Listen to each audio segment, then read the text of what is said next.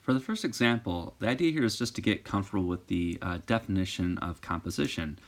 Basically, we take one function and substitute it in the place of the other. So I'm going to start with f composed with g. So that is this notation here, which we really can just jump right to saying f and open parentheses and write in the function g of x. All right, so what this means is if you look at the function f, which is here, 5x cubed minus 2x squared minus x minus 7, what we're going to do is in every place that you see an x, you're going to open up a set of parentheses and place the entire function g of x in place of it. So let me write that out. So the function f starts with 5 and then we have x cubed. So instead of writing x cubed, I'm going to write 1 minus 4x cubed.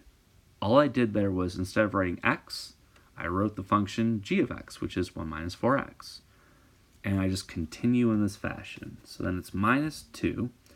Now here I get to my next x, and I'm going to write again 1 minus 4x. Then I have plus, okay, here we have another x, so let's write 1 minus 4x, and then put minus 7. So here it is, f composed with g. In every spot that there was an x, there's now the entire function 1 minus 4x, which is g of x. Of course, you could multiply this all out and combine like terms and simplify it, but that's not the idea here. I really just want some practice with the definition of composition. So now let's compare this to f composed with h. So similar idea.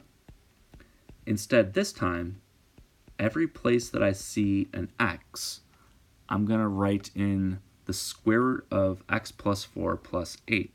So I'm now replacing it with this function here. So it'll look almost identical to the one we just did. So it's going to be 5.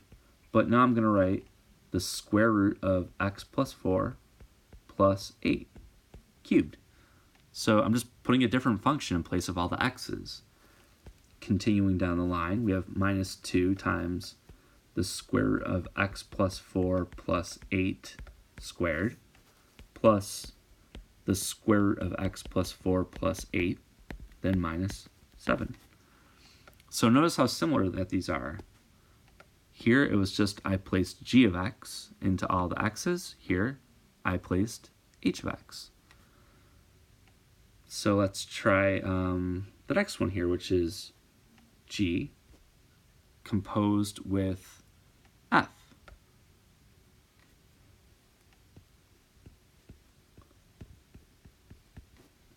Okay, so we take the function g. In every place that we see an x, we're going to write the function f of x. All right, so the function g is 1 minus 4x, so that's 1 minus 4.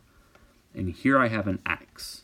And in place of that x, I'm going to put the function f, which is 5x cubed minus 2x squared plus x minus 7. So just comparing our work here, this was g of f and this was f of g, and they're clearly different functions. So reversing the order in which you compose functions will most likely give you a different function altogether. So checking out the next example, g composed with h of x. Here we're going to take the function g, but this time I'm putting h in place of x.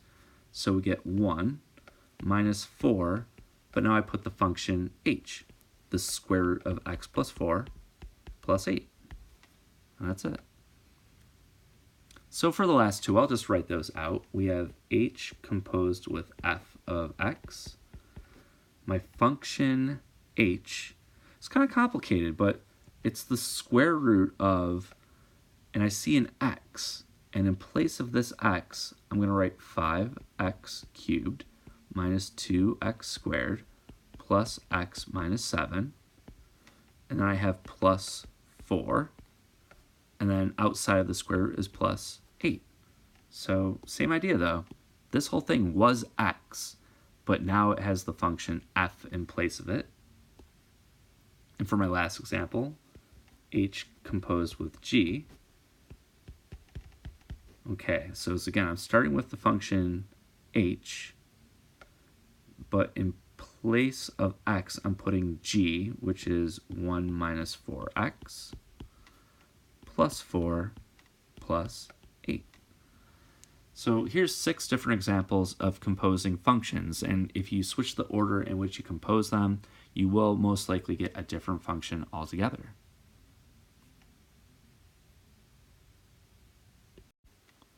For example 2, we want to extend this idea of composing to just like getting a formula and talking a little bit more about the domain of the function that we end up with.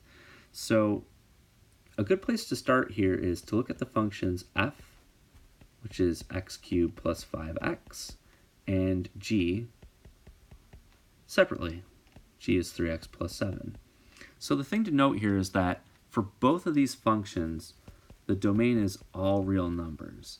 Everything works for both. I know this because, like, if you look at the function g of x, it's 3x plus 7.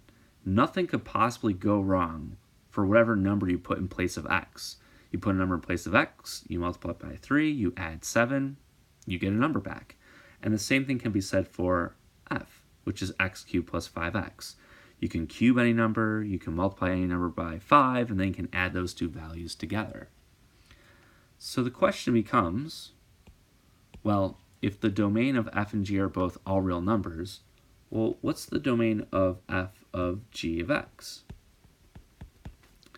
And I'll get a formula for this. It's f composed with g, and that is 3x plus 7 cubed plus 5 times 3x plus 7. And I'll leave my formula just like this.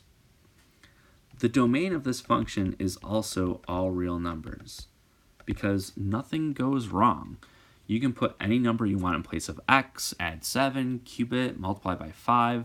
Like, there's no error that could possibly happen along the way. Another way of thinking about this is when you compose a function, so f composed with g, numbers first go in place of g, but you can put any number you want in place of g. Then those numbers go in place of f, and any number can go in place of f. So like nowhere in this process will something go wrong. I can see it in the formula, but you can also think about it based off of the functions that we started with. So the domain is all real numbers. The same will be true for g composed with f of x. It'll be true for this as well. But, just to get a formula for it, that's g of f of x. Okay, I'm going to put 3. In place of x, I'm going to put x cubed plus 5x. And then I have plus 7 at the very end. And I can see the domain is all real numbers yet again.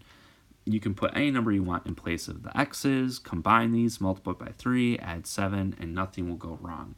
So for this example, the domain for everything is all real numbers.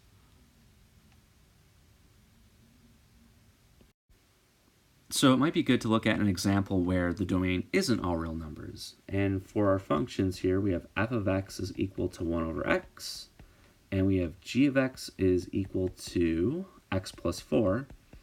And here g of x, again, the domain of this thing is all real numbers. You can add 4 to every number, no problem there. But here, in f of x, there's an issue. The domain, if you want to be very formal, is everything but 0. So there's a long way to write that out. Maybe I'll just say that x can't be 0. And the reason is, if you put 0 in place of x, you're dividing by 0, which is undefined. So now when I go to compose these functions, I know something could possibly go wrong. So let's see what happens if we look at, let's start with, and we can start with either. Let's look at g composed with f. What this means is we take the function f and I put it in place of g, and we get this. I just put 1 over x in place of x. And I can see right from the formula that, oh, the domain is still x can't be equal to 0. if you follow the logic here, you can look at the formula and say, okay, clearly 0 doesn't work. But also, I know 0 can't go in place of f first, and that's the only value that won't work. If we compare this to f composed with g, the formula for this is 1 over, and then in place of x, I'm going to put x plus 4. Now here a different value shows up where 0 is okay. You can put 0 in place of x because you'd have 1 over 4, which is a number. But I can tell from this formula that there's one value that isn't going to work. If I put -4 in place of x, I will divide by 0. So I actually have to look at the formula to see why this is the case. So here the domain, I'll just simply say is x is not equal to -4. But this is interesting. Here, you would first put a number in place of g, and -4 is actually okay. The domain of this is all real numbers, so you can put -4 in place of it. The problem is that when you put -4 here, g becomes 0. That number then goes in place of f, which is undefined. So it shows up in the formula, but the domain of this function is x is not equal to -4.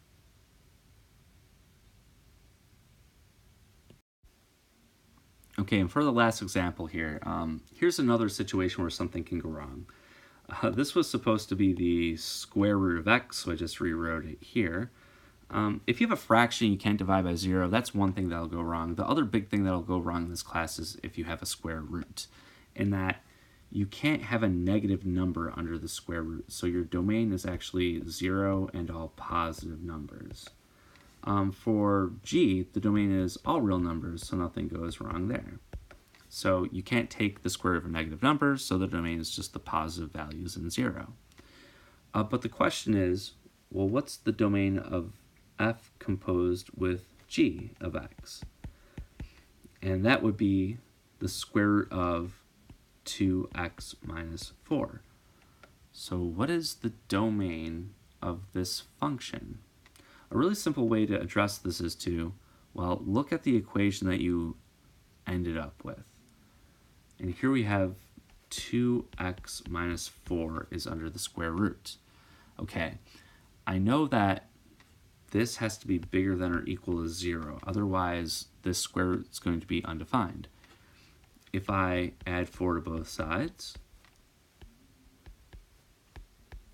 and then divide both sides by 2, I actually get all of the x values that work. Anything bigger than or equal to 2. That's the domain of this function. Everything from 2 to infinity. And if you think about why this works, it's because when you put 2 in place of this x, you get 4 minus 4, which is 0. So it's like the starting point of where the square root function is defined. But here's like a simple trick to make that work. And for the last part of this example, it's just going in the other direction. So g composed with f of x. Let's see, this is going to be 2 times the square root of x, then minus 4. And here we're kind of back to a simple idea of, well, the only thing under the square root is just x. So x has to be bigger than or equal to 0. This is exactly the same as the domain of the function f that we started with. So the domain is from 0 to infinity. And that's it for this problem.